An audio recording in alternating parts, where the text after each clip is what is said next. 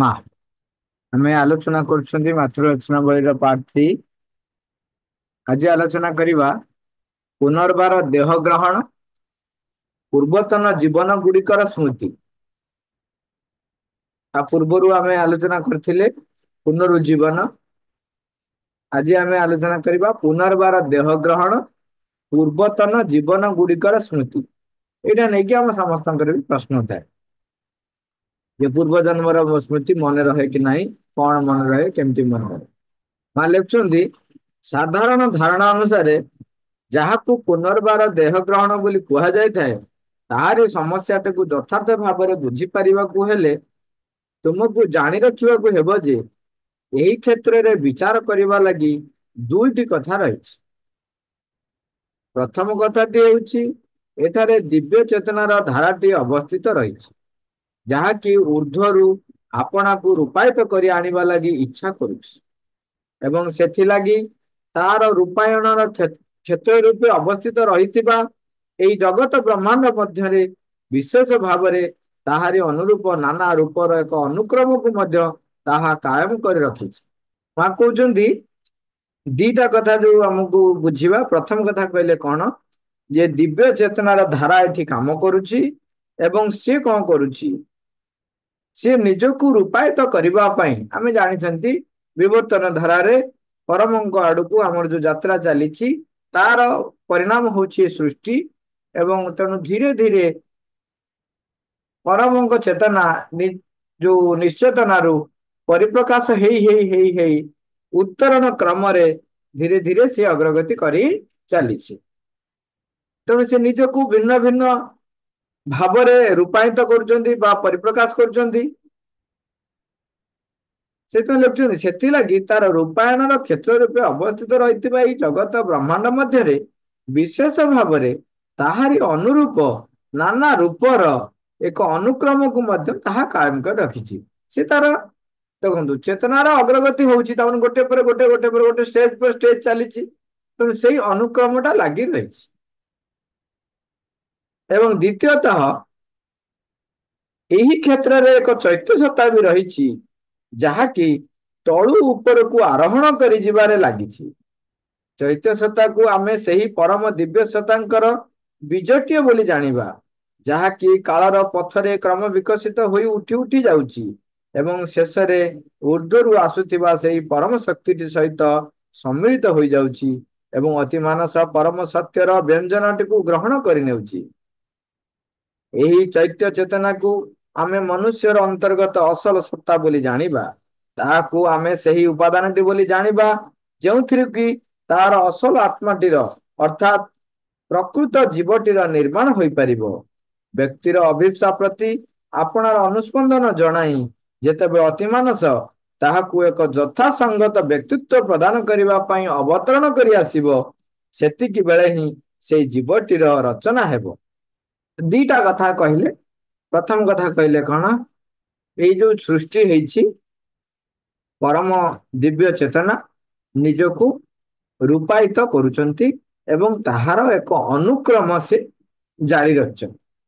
ଏବଂ ଜଡରୁ ଧୀରେ ଧୀରେ ଯୋଉ ଜୀବ ଜଗତ ହେଇ ବର୍ତ୍ତମାନ ମନୁଷ୍ୟ ଜଗତ ପର୍ଯ୍ୟନ୍ତ ଆସିଛି, ଚେତନାର ଅଗ୍ରଗତି ହେଇ ହେଇ ଚାଲିଛି ଏବଂ ସେଇ ଅନୁସାରେ ରୂପ ପରିବର୍ତ୍ତନ ହେଇ ହେଇ ଚାଲିଛି। ଏବଂ ରୂପ ପରିବର୍ତ୍ତନ ହେବା ପରେ ଯିଏ ଯୋଉ ଚେତନାରେ ରହିଛି ତା ଭିତରେ ବି ତାର ଅଗ୍ରଗତି ହେଇ ହେଇ ଚାଲୁଛି।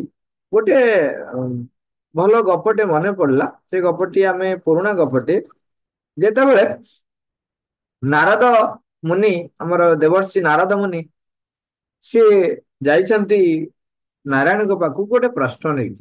ତାଙ୍କର ପ୍ରଶ୍ନଟି ହେଲା ଯେ ସତ୍ସଙ୍ଗର ମହିମା କଣ। ସେ ଏଇ ପ୍ରଶ୍ନଟି ନେଇକି ଯାଇଥିଲେ, କିନ୍ତୁ ସେଇ ପ୍ରଶ୍ନ ଭିତରେ ଯୋଉ ଉତ୍ତରଟି ଦେଇଛନ୍ତି, ସେ ଉତ୍ତର ଭିତରେ ଆମେ ଦେଖିବା ବିବର୍ତ୍ତନର ଚେତନାର କେମିତି ଅଗ୍ରଗତି ହେଇ ହେଇ ଯାଉଛି। ସିଏ କହୁଛନ୍ତି, ସତ୍ସଙ୍ଗର ମହିମା ଜାଣିବାକୁ ଚାହୁଁଛ, ତାହେଲେ ଠିକ ଅଛି, ତୁମେ ଗୋଟେ କାମ କର, ଗୋଟେ ଜଙ୍ଗଲର ଆଡ୍ରେସ ଦଉଛନ୍ତି, କହୁଛନ୍ତି ଏଇ ଜଙ୍ଗଲକୁ ଯାଅ, ଗୋଟେ ଗଛର କୋରଡରେ, ଗଛର ନାଁ ବି କହୁଛନ୍ତି, ପୁରା ପ୍ଲେସ ପୁରା କହୁଛନ୍ତି, ସେ ଗଛର କୋରଡରେ ଗୋଟେ ପକ୍ଷୀ ଶାବକଟିଏ ଜନ୍ମଗ୍ରହଣ କରିଛି, ଆଉ ତାକୁ ପଚାରିବ, ସିଏ ତମକୁ ଉତ୍ତର ଦବ। ସ୍ୱୟଂ ନାରାୟଣ କହୁଛନ୍ତି। ଆଉ ସେଥିରେ ଦ୍ୱିଧା କରିବାର ନାହିଁ। ତେଣୁ ନାରଦ ତତ୍କ୍ଷଣାତ୍ ନାରାୟଣଙ୍କ ନାମ ସ୍ମରଣ କରି ଆସି ପହଞ୍ଚିଗଲେ କୋଉଠି?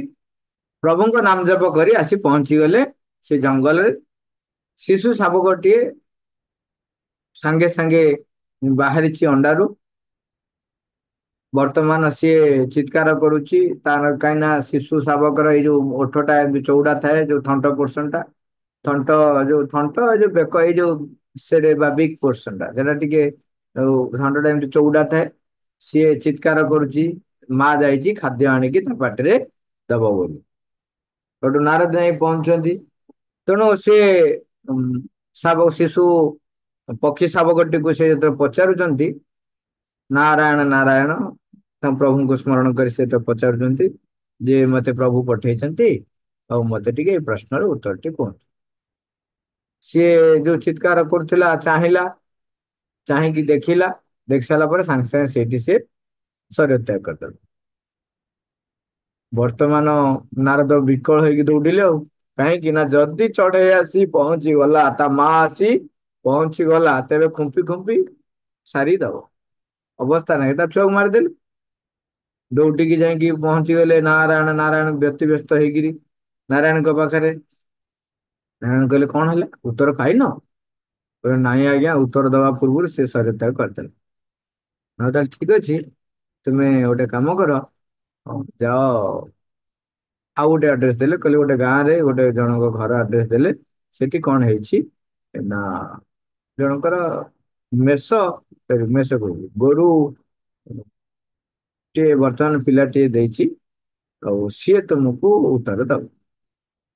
ମନେ ମନେ ଭାବିଲେ, କହିଲେ କି କଥା, ଏଠି ସିନା ଚଢେଇଟା ଜଙ୍ଗଲରେ ଯାଇଥିଲି, ଏଠି ଯୋଉ ଗୋରୁ ପାଖକୁ ଯିବି ଗୁହାଳରେ, ଯଦି ସେ ଦେଖିଦେଲା ଗୋରୁ ଯିଏ ପାଳୁଛି, ଗୋପାଳ ଯଦି ଦେଖିଦେଲା, ତାହେଲେ ସେ ଠେଙ୍ଗାରେ ଗୋଟାଏ ବି ରଖିବନି। ହଉ ଲୁଚି ଲୁଚିକା ଯିବାକୁ ପଡିବ ଆଉ। ସେଉଠୁ ଯାଇକିରି ପହଞ୍ଚିଗଲେ କୋଉଠି ନା ଆମର ଗୁହାଳରେ। ସେଠି ବାଛୁରୀଟିଏ ଜନ୍ମ ହେଇଛି ସଦ୍ୟ। ସେଠୁ ଯାଇକି ତାଙ୍କ ପାଖରେ ପହଞ୍ଚିଗଲେ, ପ୍ରଭୁଙ୍କୁ ସ୍ମରଣ କରିକି କହିଲେ ଆଉ ମୋର ଏଇ ପ୍ରଶ୍ନଟି ଉତ୍ତର ଦରକାର ଥିଲା ଉତ୍ତର। ସତ୍ସଙ୍ଗର ମହିମା କଣ, ମୁଁ ସେ ବିଷୟରେ ପଚାରିଥିଲି ପ୍ରଭୁଙ୍କୁ। ଆଉ ନାରାୟଣ ମୋ ପାଖକୁ ଆପଣଙ୍କ ପାଖକୁ ପଠେଇଛନ୍ତି, ମତେ ଟିକେ ତାର ଉତ୍ତର କହିବେ। ଶିଶୁ ଶାବକଟିଏ ସିଏ ଯାହା ରଡି ଛାଡିକିରି ତା ମା ପାଖକୁ ଯାଉଥିଲା, ଯେମିତି ଆଙ୍କ ପ୍ରଶ୍ନ ପଚରା ସରିଛି, ତାଙ୍କୁ ପଚାରୁଛନ୍ତି ଯେତେବେଳେ, ସେ ଶୁଣି ସାରିଲା ପରେ ସାଙ୍ଗେ ସାଙ୍ଗେ ସିଏ ବି ଶରୀର ତ୍ୟାଗ କରିଛନ୍ତି। ଏ ଦୌଡିଲେ ଆଉ, କହିଲା ହେ ମୁଁ ଯାହା ପାଖକୁ ଯାଉ ସେ ଶରୀର ତ୍ୟାଗ କରୁଛନ୍ତି। ତେଣୁ ଏହି କ୍ରମରେ ଅ ତାପରେ ସେ କରିଛନ୍ତି ଜଣେ ରାଜକୁମାର, ତାଙ୍କ ପାଖକୁ ପଠେଇଛନ୍ତି ସ୍ଵୟଂ ନାରାୟଣ। ସେଠି ଯାଇ ପହଞ୍ଚୁଛନ୍ତି, ରାଜା ବହୁତ ଖୁସି ଯେ ରାଜକୁମାର ଜନ୍ମ ଗ୍ରହଣ କରୁ କରୁ ଦେବର୍ଷି ଆସିଛନ୍ତି ପୁଣି ତାଙ୍କ ପୁତ୍ରଙ୍କୁ ଆଶୀର୍ବାଦ ଦେବା ପାଇଁ।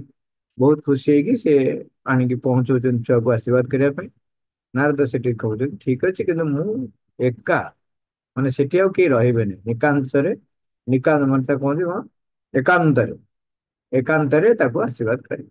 ତେଣୁ ସିଏ ଯେତେବେଳେ ଆଶୀର୍ବାଦ କରିବା ପାଇଁ ଯାଇ ପଚାରୁଛନ୍ତି, କହୁଛନ୍ତି କି ବିଡମ୍ବନା, ତମେ ଶରୀର ତ୍ୟାଗ କରିବ ନାହିଁ, ତାପରେ ଯାଇ ପ୍ରଶ୍ନ କରିବ।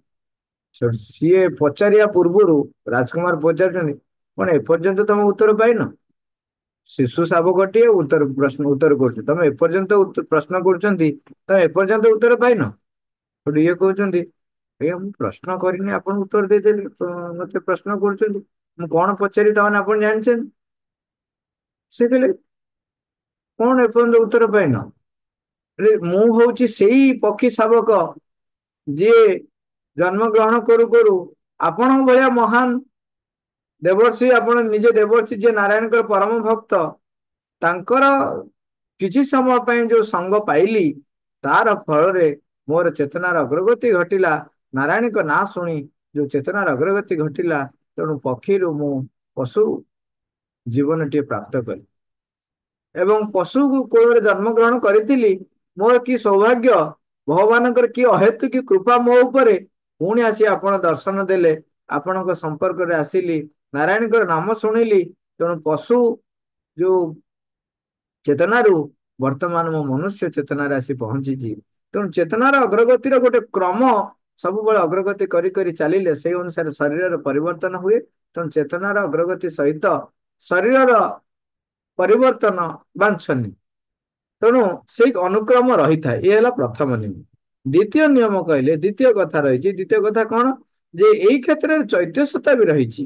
ସେଇଠି ସେ କେତେ କଥା କହୁଛନ୍ତି। କହୁଛନ୍ତି ଚୈତ୍ୟ ସତ୍ତା ହଉଛନ୍ତି ଦିବ୍ୟ ସତ୍ତାଙ୍କର ବୀଜ। କଣ କହିଲେ? ଚୈତ୍ୟ ସତ୍ତା ହଉଛନ୍ତି ପରମଙ୍କର ଦିବ୍ୟ ସତ୍ତାଙ୍କର ବୀଜ।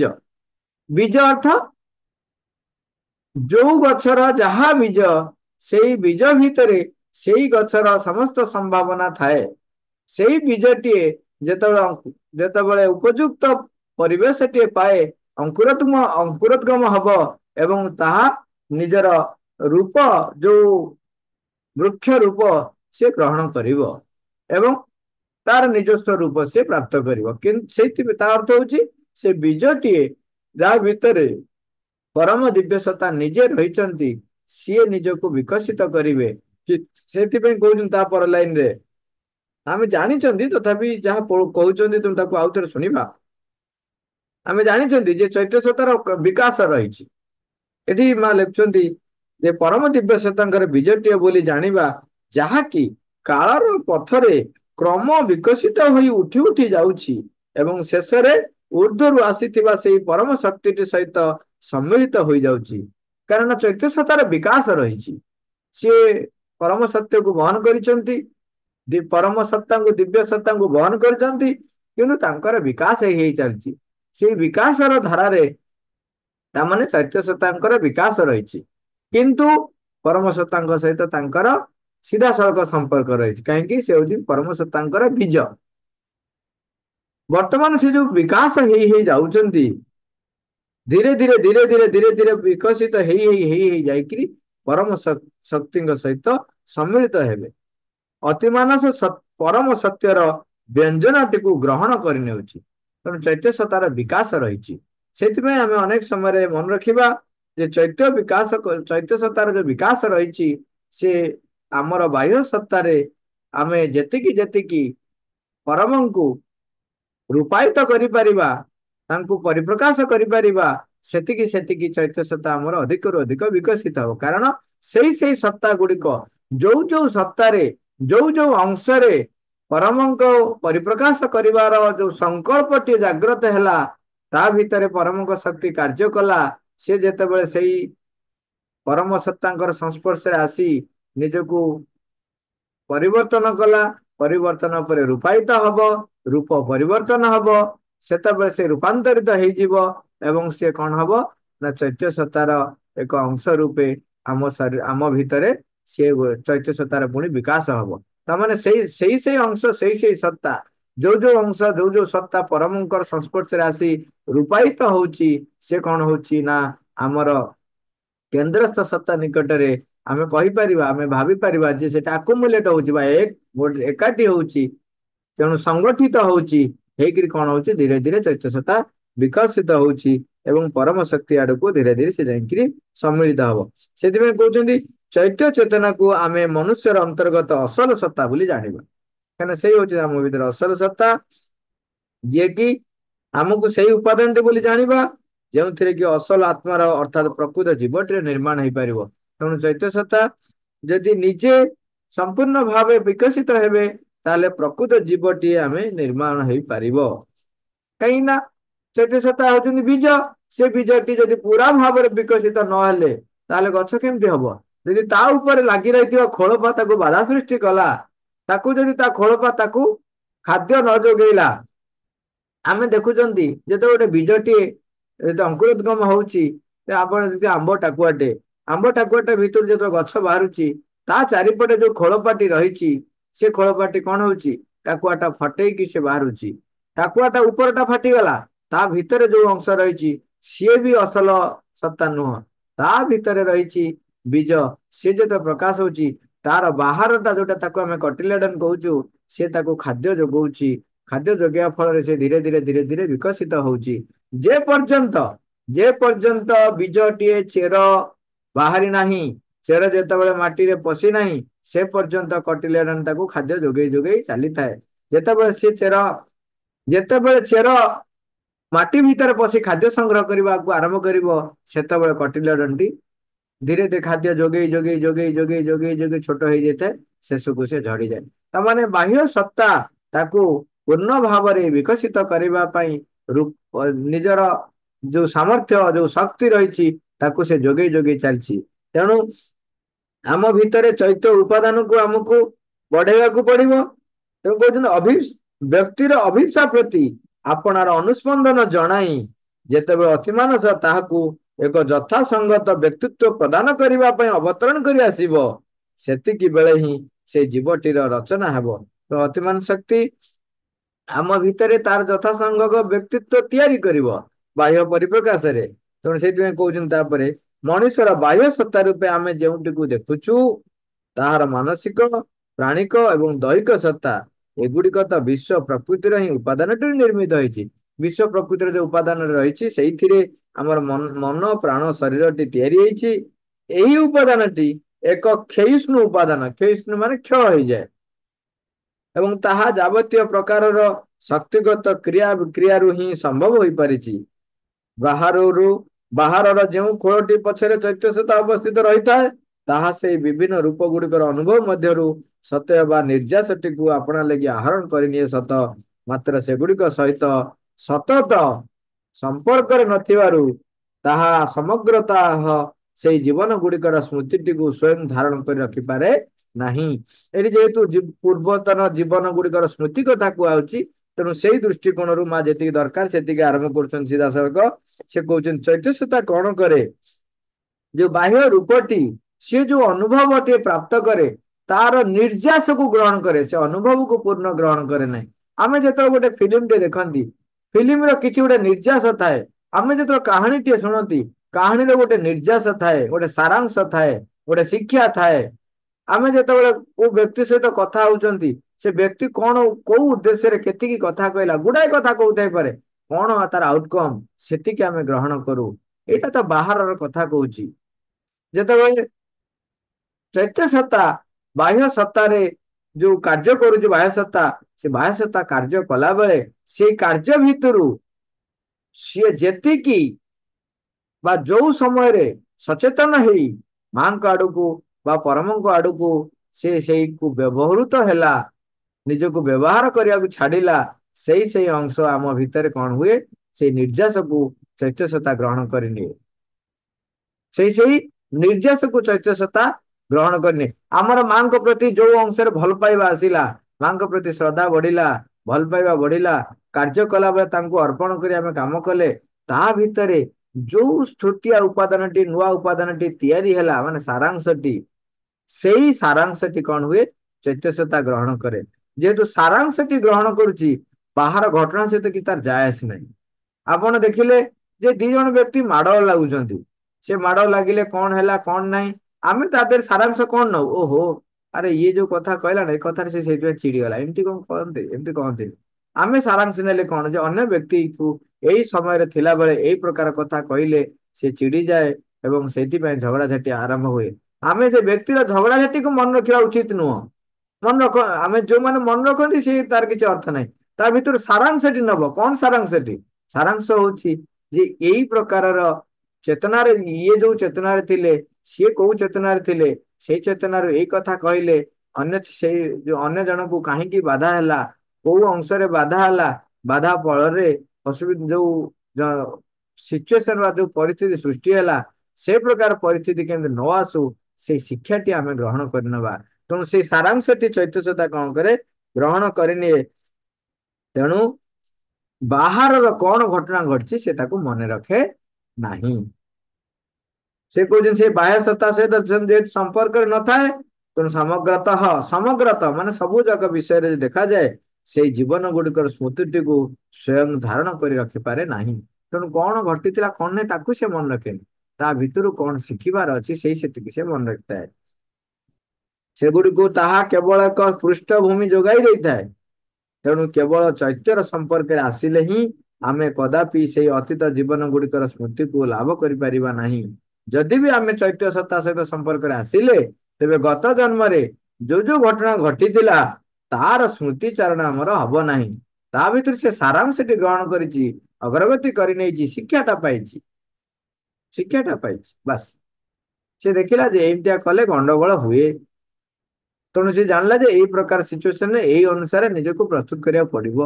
ତେଣୁ କିଏ ମାଡ ଲାଗିଥିଲେ, କେତେବେଳେ ମାଡ ଲାଗିଥିଲେ, କେତେ ସମୟ ମାଡ ଲାଗିଲେ, କୋଉ ଜାଗାରେ ମାଡ ଲାଗିଲେ, କୋଉ କଥା ଘଟଣା ଘଟିଥିଲା ବୋଲି ମାଡ ଲାଗିଲେ, ଇଏ ସବୁ କଥା ଚୈତ୍ୟସତା ମନେ ରଖେ ନାହିଁ।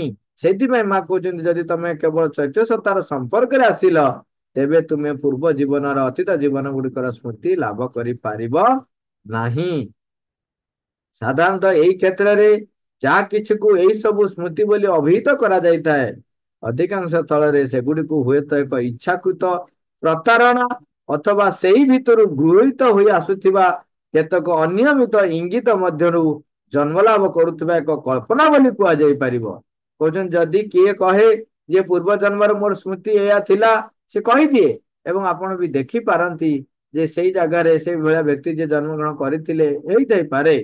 ସେ ମା କହୁଛନ୍ତି ଯଦି ସେ ଯୋଉ ଗୁଡାକ ସେ କହେ ଏଗୁଡାକ ତାର ଇଚ୍ଛାକୃତ ପ୍ରତାରଣା, ତାମାନେ ସିଏ ଡ୍ରାମାଟାଇଜ କରୁଛି, ଇଚ୍ଛା କରିକିରି ସିଏ କଣ କରୁଛି, ଡ୍ରାମାଟାଇଜ କରୁଛି।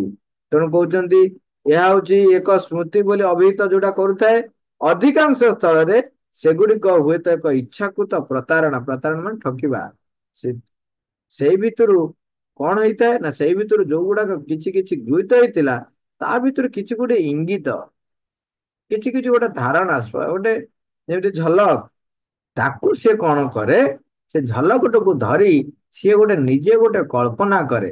ମଣିଷର ଏଇଟା ଗୋଟେ ବିରାଟ ସାମର୍ଥ୍ୟ, ସେ ଯେକୌଣସି ଗୋଟେ ଜିନିଷକୁ ନେଇକି ତାକୁ ସାଙ୍ଗେ ସାଙ୍ଗେ ଗୋଟେ ସୁନ୍ଦର ରୂପଟିଏ ଦେଇଦବ, ତାକୁ ଗୋଟେ ନିର୍ଦ୍ଦିଷ୍ଟ ଢାଞ୍ଚାରେ, ତା ଢାଞ୍ଚାରେ ସେ ତାକୁ ନେଇକି ତିଆରି କରିଦବ ସାଙ୍ଗେ ସାଙ୍ଗେ, ତାକୁ ଛାଡେନି। ତେଣୁ ସେ ଟିକେ ବି କିଛି ବି ଯଦି ଜିନିଷ ତାକୁ କୁହାଯାଏ, ତାହେଲେ ସେ କଣ କରେ ନା ଡ୍ରାମାଟାଇଜ କରି, ତାକୁ କଳ୍ପନା କରି ସିଏ ଗୋଟେ ପ୍ଲଟ ତିଆରି କରି କହିଦିଏ। ସେଥିପାଇଁ ମା କହୁଛନ୍ତି ଏକ କଳ୍ପନା ବୋଲି ୟାକୁ କୁହାଯାଇ ପାରିବ।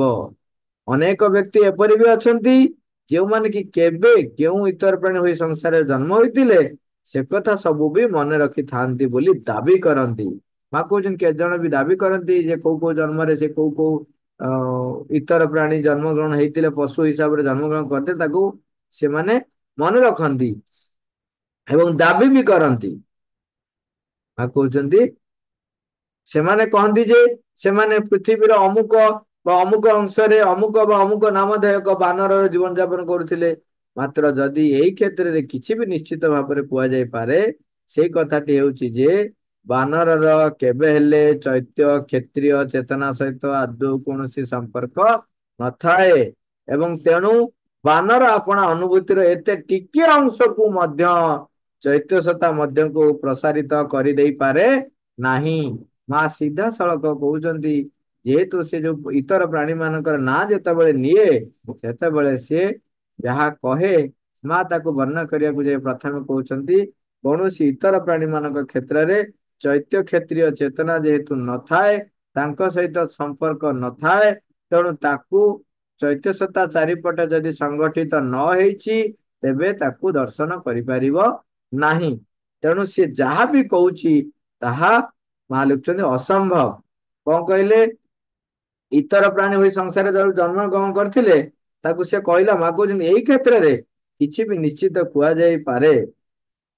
କଣ ନିଶ୍ଚିତ ହେଇ କୁହାଯିବ, ଏ କଥାଟା ହଉଛି ଏଇଆ, ବାନରର କେବେ ହେଲେ ଚୈତ୍ୟ କ୍ଷତ୍ରିୟ ଚେତନା ସହିତ ଆଦୌ କୌଣସି ସମ୍ପର୍କ ନଥାଏ।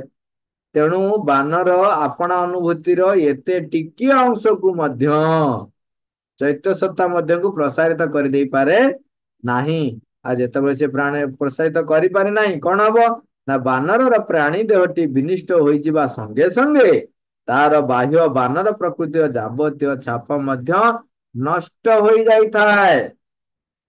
ସେଇ ଛାପ ଗୁଡିକ ତଥାପି ଆମର ମନେ ରହିଛି ବୋଲି ଛଳନା କରିବାର ଅର୍ଥ ହେଉଛି ବର୍ତ୍ତମାନ ଆମେ ବିଚାର କରୁଥିବା ସମସ୍ୟାଟିର ପ୍ରକୃତ କଥା ଗୁଡିକ ବିଷୟରେ ଆପଣାର ନିପଟ ଅଜ୍ଞାନତାକୁ ହିଁ ପ୍ରକଟ କରିବା। ମା କହୁଛନ୍ତି ଯିଏ ଏ କଥା କହେ ସିଏ ଆପଣଙ୍କ ପାଖରେ ଅଜ୍ଞାନତାକୁ ପ୍ରକଟ କରୁଛି, ମିଥ୍ୟା ସମ୍ବାଦ ଦଉଛି। କାହିଁକି ନା ସ୍ପଷ୍ଟ ଭାବେ କହିଲେ, ଯେତେବେଳେ ବାନର ତାର ପ୍ରାଣୀ ଦେହଟି ବିନଷ୍ଟ କରୁଛି, ଆଉ ଯେହେତୁ ଚୈତ୍ୟସତା ତା ଭିତରେ ପ୍ରତିଷ୍ଠିତ ହେଇନାହିଁ, ତେଣୁ ସିଏ ଯୋଉ କହୁଛି ଯେ ମୋ ଭିତରେ ଯାହା ଯାହା କହୁଥିବ ଯେ ଏଇ ଜନ୍ମରେ ମୁଁ ଏହା ଥିଲି, ଏମିତି ଥିଲି, ସେମିତି ଥିଲି, ସେ ତାହା ମିଛ କହୁଛି, ଛଳନା କରୁଛି। ମା ଲେଖୁଛନ୍ତି ଛଳନା କରୁଛି। ଏଇ ଛଳନା ମାଧ୍ୟମରେ ସେ ତାର ଖାଲି ଅଜ୍ଞାନତା କହୁନାହାନ୍ତି, କହୁଛନ୍ତି ନିପଟ ଅଜ୍ଞାନତାକୁ ସୂଚଉଛି। ଏପରିକି ମନୁଷ୍ୟ ଜୀବନ କ୍ଷେତ୍ରଟିରେ ମଧ୍ୟ ଯେତେବେଳେ ଜଣେ ବ୍ୟକ୍ତିର ଚୈତ୍ୟ ଭାଗଟି ପୁରଭୂମିକୁ ଆସିପାରିଥାଏ, କେବଳ ସେତିକି ବେଳେ ହିଁ ତା ନିର୍ଦ୍ଦିଷ୍ଟ କେତେକ ସ୍ମୃତିକୁ ସଂରକ୍ଷିତ କରି ରଖିଥାଏ।